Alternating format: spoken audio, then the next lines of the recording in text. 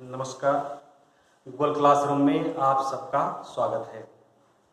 इस वैश्विक महामारी में सभी लोग हम लोग घरों में बंद है, फिर भी एक आचार्य और शिष्य के बीच आत्मीयता बनी रहे, इसलिए हम लोग अपना प्रयास कर रहे हैं। जैसे कि आपने देखा, पिछले दो सप्ताह से हम लोग कक्षा 12वीं में सॉल्यूशन चैप्टर पढ़ाया। इसके बाद इलेक्ट्रोकेमिस्ट्री में आप देखिए, सबसे पहला आपका कंडक्शन या इलेक्ट्रोलिटिक सॉल्यूशन।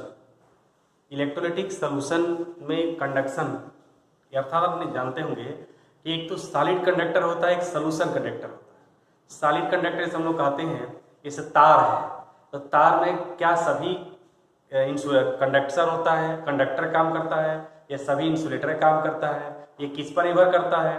तो ये निर्भर करता है कि उसमें नंबर ऑफ फ्री इलेक्ट्रॉन्स कितने हैं।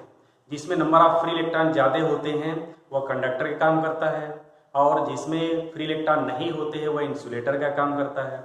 उसी तरह से सॉल्यूशन में अगर कोई इलेक्ट्रोलाइट्स नहीं है तो वह कंडक्टर का काम नहीं करेगा। आपने देखा होगा 8th क्लास में छोटी कक्षा में पूछा जाता है कि क्या प्योर वाटर इलेक्ट्रिसिटी के कंडक्टर होता है? तो नहीं होता है। क्यों नहीं होता? प्योर वाटर से मतलब है हाइड्रोजन और ऑक्सीजन। जब तक उसमें कोई इलेक्ट्रोलाइट्स हम नहीं मिलाएंगे वह कंडक्टर का काम नहीं करेगा। यानी हमारा जो ड्रिंकिंग वाटर है उसमें there is so many ions, इस वजह से वह कंडक्टर का काम करता है। अब इसमें आपका ये है, ये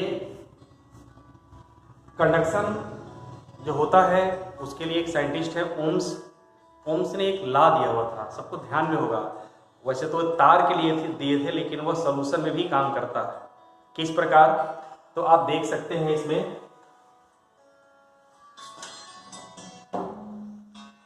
तो अब इसमें आपका ध्यान होगा कि ओम्स लॉ क्या कहता है कि यदि किसी चालक की भौतिक अवस्था न बदले तो potential difference across the conductor is directly proportional to amount of flow of current. Means V proportional to I या V equal to IR। V equal to IR। अब इसमें V क्या है? पोटेंशियल डिफरेंस है। R क्या है? Resistance है। I क्या है? Amount of current flow through the conductor. अब इसमें आप देख सकते हैं कि हमारा R अर्थात रेजिस्टेंस क्या है? तो आप कह सकते हैं the obstacles of flow of current through conductor known as resistance. अर्थात जब कंडक्टर से इलेक्ट्रिसिटी पास होता है तो कंडक्टर द्वारा या मटेरियल के द्वारा जो रुकावट उत्पन्न किया जाता है उसको हम रेजिस्टेंस कहते हैं। और ये रेजिस्टेंस जो होता है proportional to length of the wire and area inversely proportional to area of cross section. तो R क्या है? आपका रेजिस्टेंस है। L क्या है? लेंथ ऑफ द वायर है। A क्या है? एरिया ऑफ क्रॉस सेक्शन है। यानी R is equal to rho L upon A, जहां रो क्या है? स्पेसिफिक रेजिस्टेंस है। रो क्या है? स्पेसिफिक रेजिस्टेंस है। तो अब यहाँ से मान लीजिए हम कहते हैं कि L is equal to 1 metre और A is equal to 1 metre square, तो R is equal to rho. इसको एक ऐसे भी कहा जा सकता है कि specific resistance is the resistance produced in a conductor which has unit length and unit area of cross section. ये आपका specific resistance, rho is the specific resistance, जिसको आप रेजिस्टिविटी भी कह सकते हैं। क्या कह सकते हैं? रेजिस्टिविटी कह सकते हैं। सेम उसी तरह से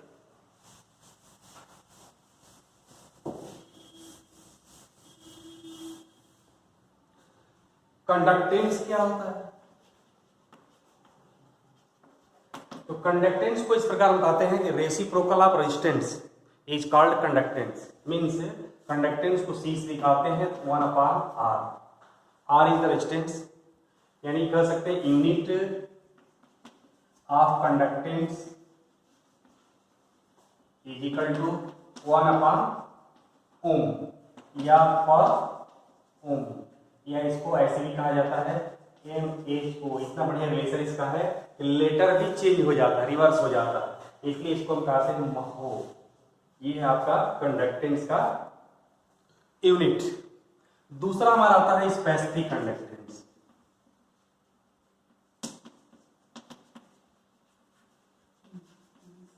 स्पेसिफिक कंडक्टेंस क्या है? The reciprocal of specific resistance. Reciprocal of specific resistance is known as the specific conductance. यानी स्पेसिफिक कंडक्टेंस को हम के ग्रीक वर्ड है के कप्पा बोलते हैं इसको, KAPTA कप्पा, या इसको के कह सकते हैं। K is equal to 1/ρ, K is equal to 1/ρ, यानी कप्पा को ऐसे कहा जा सकता है the reciprocal of specific resistance is known as conductance, specific conductance या कंडक्टिविटी। जिस प्रकार स्पेसिफिक रेजिस्टेंस को रेजिस्टिविटी बोलते हैं, सेम उसी तरह से आपका ये स्पेसिफिक कंडक्टेंस को कंडक्टिविटी बोलते हैं। यानी कंडक्टिविटी का यूनिट आप निकाल सकते हैं। अभी आप देखिए यहाँ पर ये ओम निकला था, पर ओम, या उसी तरह से आपका के को लिखेंगे 1/, ओम, के इक्वल टू 1/ओम पर ओम। ये आपका के इक्वल टू हो जाएगा, ऊपर चला जाएगा तो ओम। तो इस तरह से ये आपका स्पेसिफिक कंडक्टेंस। अब दूसरी बात आती है इसमें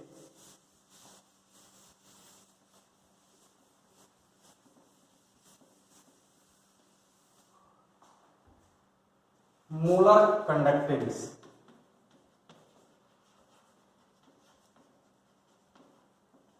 मोलर कंडक्टेंस क्या होता है?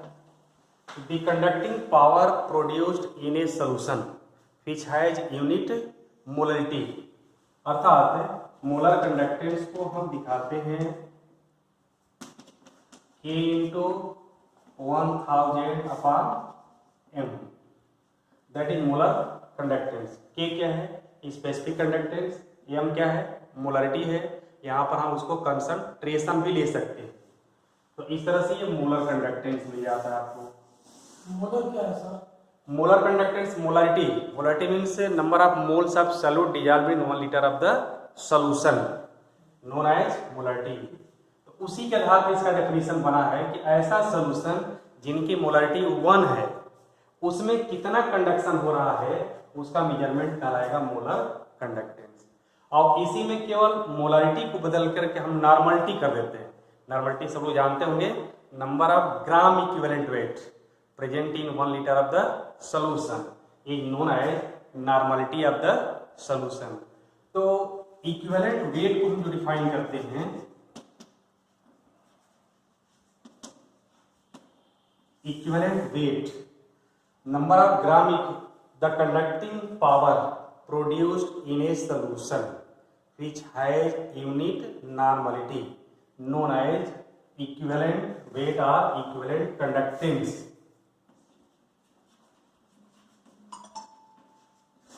इक्विवेलेंट कंडक्टेंस, इसको इस प्रकार लिखा जाता है, जहाँ m लिखे हुए हैं वहां EQ लिखा जाता है। m ना लिखकर क्या लिखेंगे? EQ लिखेंगे। फिर K इंटू 1000/m, m की जगह पर लिख दीजिए m। n क्या है? नॉर्मलिटी। ये दोनों चीजें बहुत ही इंपॉर्टेंट है, कई बार ये पूछा गया है बोर्ड में डेफिनेशन, मोलर कंडक्टेंस क्या होता है, इक्विवेलेंट कंडक्टेंस क्या होता है, ठीक है, उसको आप बता सकते हैं। दूसरी चीज आती है कि हमारा मोलर कंडक्टेंस का इनकी कंसंट्रेशन पर क्या प्रभाव पड़ता है। तो इसके लिए ग्राफ था dependence of molar conductance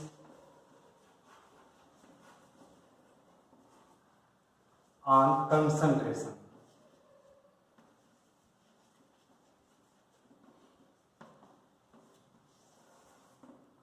concentration पर मोलर कंडक्टेंस का क्या प्रभाव पड़ता है। तो इसके लिए आप ग्राफ से आप समझ सकते हैं। आप जानते हैं इलेक्ट्रोलाइट्स दो प्रकार के होते हैं, एक इलेक्ट्रोलाइट स्ट्रांग होता है और एक वीक होता है। तो जैसे मान लीजिए आपका ये है मोलर कंडक्टेंस और इधर आपका कंसंट्रेशन, ठीक है। तो जैसे जैसे मोलर का अगर मान लीजिए वीक इलेक्ट्रोलाइट्स लेते हैं तो आप तो सबको पता होगा कि वीक इलेक्ट्रोलाइट्स बहुत कम आयनाइज होते हैं। तो जितना ही कम आयनाइज होते हैं उतना ही आपका कंडक्शन कम होगा। तो जैसे जैसे कंसंट्रेशन बढ़ाते जाते हैं वैसे वैसे मोलर कंडक्टेंस घटता जाता है। किसके लिए? वीक इलेक्ट्रोलाइट्स के लिए। मतलब CH3COOH।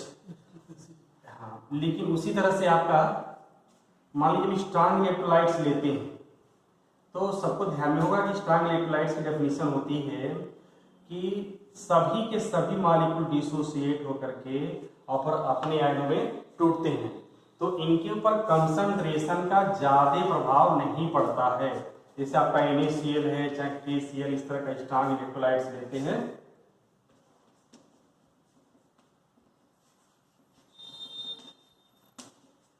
स्ट्रांग इलेक्ट्रोलाइट्स लेते हैं तो देखिए क्योंकि इसका नेचर है कि अधिक से अधिक आयन डिसोसिएट होंगे तो इनके कंसंट्रेशन पे ज्यादा प्रभाव नहीं पड़ता है। थोड़ा सा आप देखेंगे जैसे जैसे कंसंट्रेशन को घटाते जाएंगे वैसे वैसे इसका मोलर कंडक्टेंस बढ़ता जाता है। कभी आपने सोचा होगा कि हम इन्वर्टर की बैटरी में पानी क्यों देते हैं?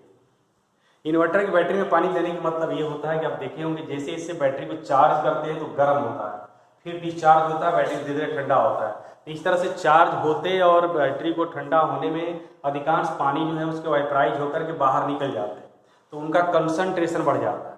तो जब कंसंट्रेशन बढ़ता है तो उनके इंटरमॉलिक्यूलर फोर्स बढ़ने के कारण आसानी से वह आयनाइज नहीं हो पाते हैं, इसलिए आपको करंट नहीं देते हैं।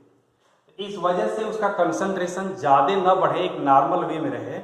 आप सुने भी होंगे कि 38% उसमें सोल्यूशन होना चाहिए, यानी कि 38 ग्राम सल्फ्यूरिक एसिड है तो बाकी पानी होना चाहिए। तो इसलिए हम बार बार उसमें पानी को मिलाते हैं। तो जैसे जैसे हम कंसंट्रेशन बढ़ाते हैं मोलर कंडक्टेंस घटता है, जैसे जैसे कंसंट्रेशन घटाते हैं मोलर कंडक्टेंस बढ़ता है, ठीक है। और एक चीज और है, मान लीजिए कभी कभी ऐसा भी होता है concentration zero, when C tends to zero, concentration tends to zero, molar conductance is known as limiting molar conductance. जब किसी सोल्यूशन का कंसंट्रेशन जीरो हो जाए तो उस समय जो कंडक्टिंग पावर प्रोड्यूस होती है उसको हम कहते हैं लिमिटिंग मोलर कंडक्टेंस। क्या कहते हैं? उससे क्या होगा? लिमिटिंग मोलर कंडक्टेंस ये होगा ना कि अब उसके आगे उसका कंडक्शन नहीं है, सबसे लास्ट पॉइंट पे है। जैसा कि मैं शुरू में ही बताया था कि 8th क्लास के साइंस में भी हम लोग पढ़ते हैं कि क्या हम लोग प्योर वाटर जो होता है वह इलेक्ट्रिसिटी का कंडक्शन करता है? तो नहीं। प्योर वाटर का मतलब उसमें केवल हाइड्रोजन ऑक्सीजन है।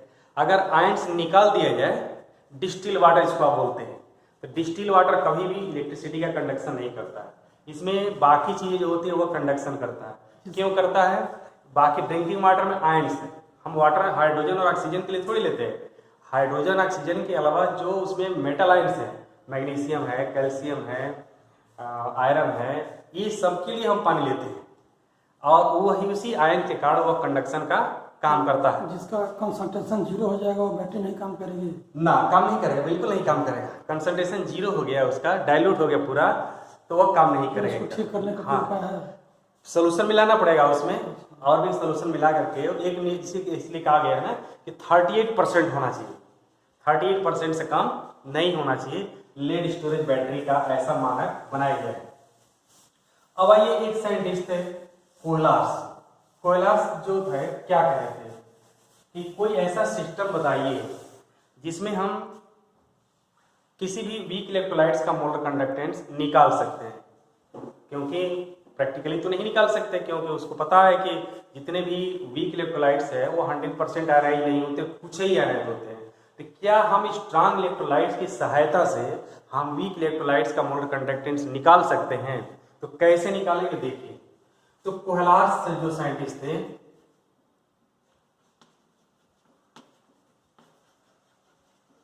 कोहलार्स ने कहे थे कि molar conductance of strong electrolytes when dissociation is completed at zero concentration is equal to the molar conductance of its ion। मतलब कि जैसे मान लीजिए आपका NaCl क्या है, स्ट्रॉन्ग इलेक्ट्रोलाइट्स है, और ये स्ट्रॉन्ग इलेक्ट्रोलाइट जो आयनाइज होता है Na प्लस होता है और Cl माइनस होता है। यानी हमारा जो ये मोलर कंडक्टेंस है NaCl का, वह मोलर कंडक्टेंस ये लैम्डा जीरो दिखा सकते हैं, ये एक बड़ा, ये लैम्डा बड़ा वाला है और ये लैम्डा छोटा वाला है, ठीक है। इसी तरह से लिख सकते हैं इसका Na plus plus lambda zero और Cl माइनस। ये आपका स्ट्रॉन्ग इलेक्ट्रोलाइट्स के लिए, स्ट्रॉन्ग इलेक्ट्रोलाइट्स में ही कहते हैं कि जब डिसोसिएशन पूरा कंप्लीट आयनाइज हो जाए। क्या पढ़ते हैं? NaCl molar conductance at zero concentration, ये लैम्डा दैट इज लैम्डा, ये इसको बड़ा वाला लैम्डा कहते हैं, इसको छोटा वाला लैम्डा कहते हैं, इसको वेवलेंथ को इसीलिए दिखाते हैं, ये छोटा वाला लैम्डा है, ये बड़ा वाला लैम्डा है, ठीक है। तो ये molar conductance at zero concentration is equal to molar conductance at zero concentration of Na plus plus molar conductance at zero concentration of Cl minus. तो ये तो आसान हो गया कि हम स्ट्रॉन्ग इलेक्ट्रोलाइट्स का मोलर कंडक्टेंस निकाल सकते हैं, ठीक है। लेकिन इनकी सहायता से हम किसी वीक इलेक्ट्रोलाइट्स का मोलर कंडक्टेंस कैसे निकालेंगे? तो देखिए, मान लीजिए कि आपसे कहा गया है कि आप molar conductance at zero concentration CH3COOH का निकालेंगे, ठीक है। तो आप देखिए, तो आप देखिए यहाँ पर कि इसमें कौन कौन से आयंस हैं। तो molar conductance is equal to molar conductance zero concentration CH3CO minus plus molar conductance at zero concentration H plus, ठीक है। यानी आपको क्या चाहिए? आपको चाहिए एसीटेट आयन, आपको चाहिए H प्लस। अगर ये दोनों चीज मिल जाता है तो हमारा वीक इलेक्ट्रोलाइट्स का मोलर कंडक्टेंस निकल जाएगा। तो अपने दिमाग से सोचिए कि कौन कौन से स्ट्रॉन्ग इलेक्ट्रोलाइट्स हैं जिसको यूज करके और हम एसिटिक एसिड का मोलर कंडक्टेंस निकाल सकते हैं। तो देखिए, अगर मान लीजिए हम लेते हैं molar conductance at zero concentration HCl का, तो ये हो जाएगा molar conductance at zero concentration H plus plus molar conductance zero concentration Cl minus. उसी तरह से मान लीजिए आपको दे दिया गया कि जीरो कंसंट्रेशन CH3COONA, ये सोडियम एसीटेट है, भी स्ट्रॉन्ग आपका है, ये आपका निकल जाएगा molar conductance zero concentration CH3CO minus plus molar conductance zero concentration Na plus. और देखिए दूसरा आपका molar conductance zero concentration CH3 ना लेकर के बल्कि आप ले लीजिए एक और NaCl इक्वल टू NaCl, एक बार मैंने लिखा था आपको ध्यान में होगा, फिर भी देख लीजिए molar conductance zero concentration Na plus plus molar conductance zero concentration Cl minus. मान लीजिए आपका ये तीन इलेक्ट्रोलाइट्स अपने से लिए हैं। क्यों लिए हैं आप सोचिए? इसलिए लिए हैं कि हमारा उद्देश्य क्या है कि एसीटेट आयन का और इनका H प्लस आयन का मोलर कंडक्टेंस हमको चाहिए। तो ये कहां से मिलेगा? CH3CO माइनस इससे मिलेगा। H प्लस कहां से मिलेगा? HCl से मिलेगा, ठीक है। तो आप स्वयं फार्मूला बना सकते हैं कि molar conductance zero concentration CH3COOH is equal to molar conductance zero concentration of CH3COONA plus molar conductance zero concentration HCl। अब देखिए यहां से आपने इसके लिए ये ले लिया और ये ले लिया, अधिक क्या हो गया? तो यहाँ पर Na अधिक हो गया, Cl अधिक हो गया, तो तो आप क्या करिए minus molar conductance of zero concentration NaCl। Clear? तो हमारे समझ से आपको समझ में आ गया होगा कि सबको पता है कि एक इलेक्ट्रोलाइट्स में दो आयंस होते हैं, एक पॉजिटिव होते हैं और एक निगेटिव होते हैं। ठीक है, तो ऐसा स्ट्रांग इलेक्ट्रोलाइट्स खोजिए जिसमें से एक में से पॉजिटिव मिल जाए, एक में से निगेटिव मिल जाए। तो उस दोनों के मोलर कंडक्टेंस को जोड़ दीजिए और जोड़ने के बाद जो आयंस अधिक हो रहा है, जैसे आप देखे होंगे इसमें कि यहाँ से Na अधिक हो रहा है और इसमें से Cl अधिक हो रहा है, दोनों को मिला देंगे तो बन जाएगा NaCl। क्या बन जाएगा? NaCl बन जाएगा। तो जो अधिक आयंस हो रहे हैं उनको मिला के उसके इलेक्ट्रोलाइट्स के मोलर कंडक्टेंस को घटा दीजिए। ठीक है, जिससे आपको पता चल जाएगा कि वीक इलेक्ट्रोलाइट्स का मोलर कंडक्टेंस कितना होगा। ठीक है, तो कोयलार्स लॉ का एक उपयोग ये है कि हम किसी भी वीक इलेक्ट्रोलाइट्स का मोलर कंडक्टेंस निकाल सकते हैं। ठीक है, धन्यवाद। चलिए धन्यवाद। तो आज के लिए हम लोग इतने हैं। ठीक है, फिर आगे हम लोग इसके बाद ये पढ़ेंगे कि एक एप्लीकेशन कोयलार्स लॉ का और है कि डिग्री ऑफ डिसोसिएशन, कि मान लीजिए कि हम कहते हैं वीक इलेक्ट्रोलाइट्स का कि कम से कम ही आयंस हैं ऐसे जो आयनाइज होते हैं। जैसे 100 मॉलिक्यूल है, 20 ही आयनाइज हुए, तो जो फ्रैक्शन होता है 20/100 ये कहलाता है डिग्री ऑफ डिसोसिएशन। तो डिग्री ऑफ डिसोसिएशन क्या होता है, डिसोसिएशन कांस्टेंट क्या होता है, ठीक है, और इनका उपयोग अलग अलग सेल में क्या है, फैराडे कांस्टेंट क्या है, ये फैराडे का लॉ क्या है, ये सब हम लोग दूसरे दिन पढ़ेंगे। ठीक है, धन्यवाद, बहुत अच्छा लगा।